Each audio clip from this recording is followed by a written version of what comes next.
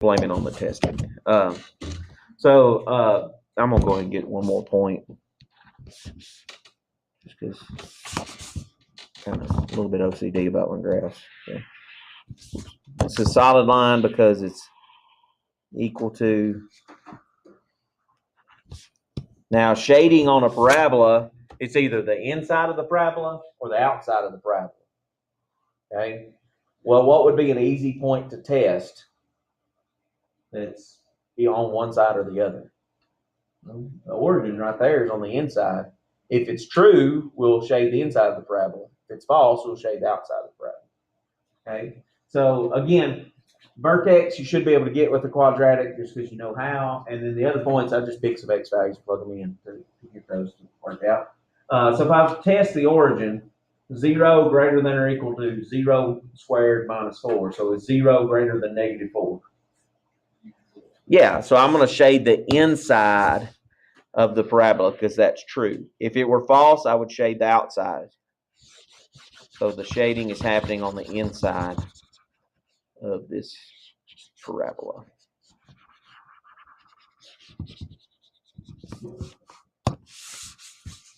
All right. And then x plus y is less than or equal to 2. I'm going to get y by itself. And, we got y-intercept of 2, a slope of -1. And it's equal to, so it's going to be a solid line.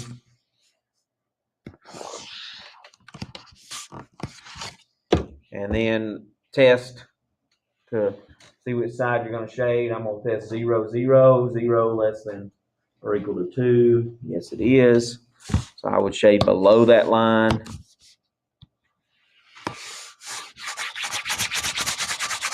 And then there's our overlap in the green area where the solution is. So not too bad. It's just, basic graphing and then looking for shading. Test points are how I shade. If you did this with the calculator, same idea. We got a greater than white. So I like the color one better. So I'm going to go back to it.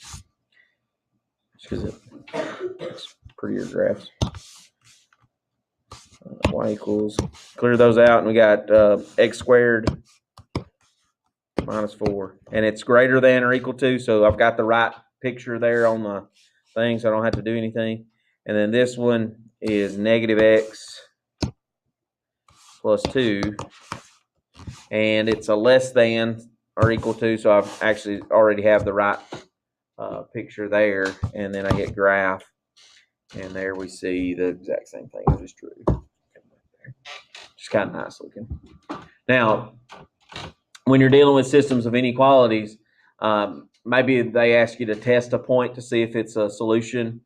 And if it's a solution, then what should it do?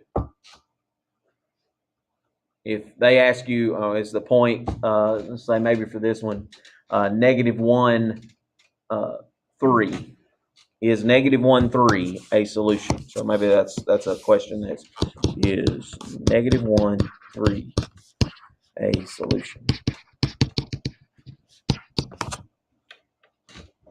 Yes, no, why?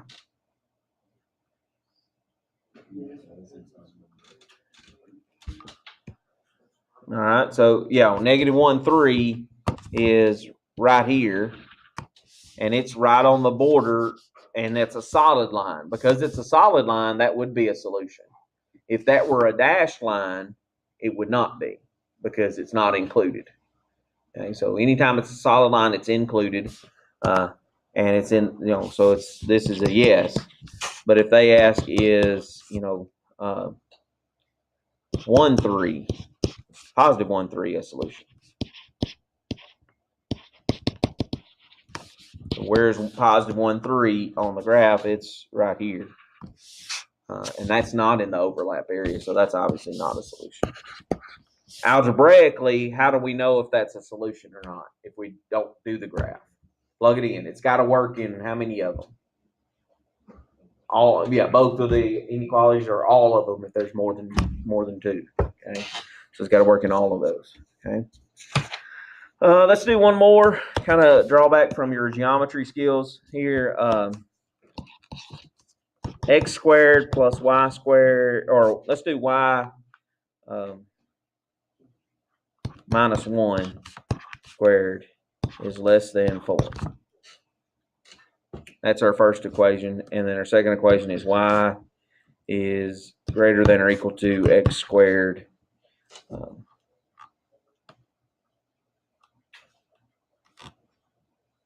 Y is greater than or equal to x squared. That's a good. Make one up off the cuff here. So we got to remember a little bit of something from geometry class.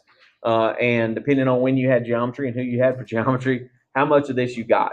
Okay. And the thing is, this equation here is what shape? Anybody remember?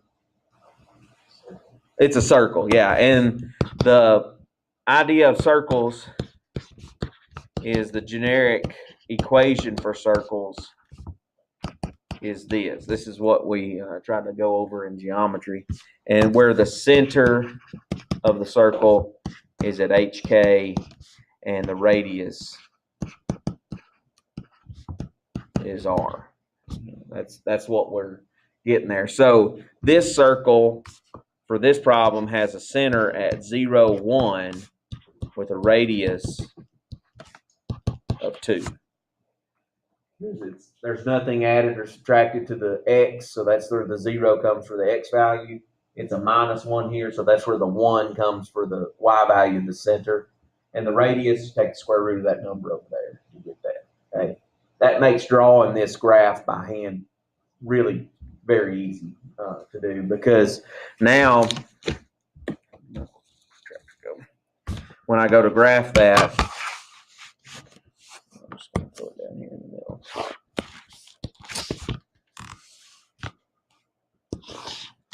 All I've got to do is go to that point 0, 1.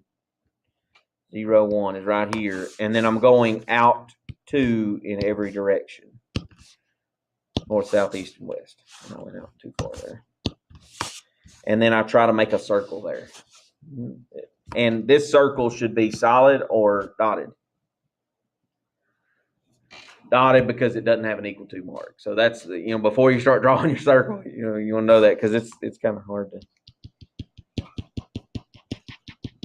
And you may not, your circle may not be perfect. Mine's not. I'm going to redo it because I'm.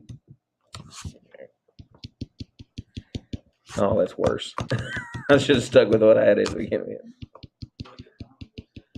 Yeah, I could get I don't know if I got one that size. Pardon the interruption. We are finishing with our testing at this time. When the bell rings for second block, students may move to second block today when the bell rings. Tell me that I've got until 10 and then take it away. Oh, gosh, that annoys me. Okay. Now, second equation or inequality. The parabola, where's the vertex? At the origin. It doesn't have anything added or subtracted, so the vertex is at the origin.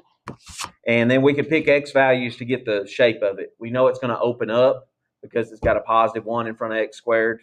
We know that about it. 1, 1, 2, 4. Reflect that over here, and then we get this. And it's a solid parabola. We forgot to do our shading on our circle because I panicked when they said I don't have time. Okay, so let's do our shading on our circle. Can I test the origin for the circle? Yes. So if I plug 0, 0 in here, 0 squared plus 0 minus 1 squared, which would be 1, is 0 plus 1 less than 4. Yes, so my shading for the circle is going to be on the inside. That's what I'm shading there. On the parabola, can I test the origin? No, because the vertex was right on the origin, so I can't use that point. I got to use something else. So I can pick a point that's on the inside of the parabola or on the outside of the parabola. It doesn't matter which. Just pick a point and plug it in. So I'm going to pick, heck, 0, 3 is a good one. Let's try it up here. So 0 for x, 3 for y. Is 3 greater than 0? Yes, so I'm going to shade the inside of the parabola.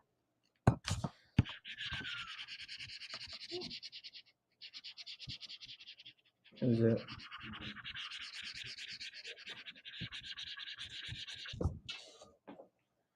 And there we have our overlap. Let's see that happening. Well,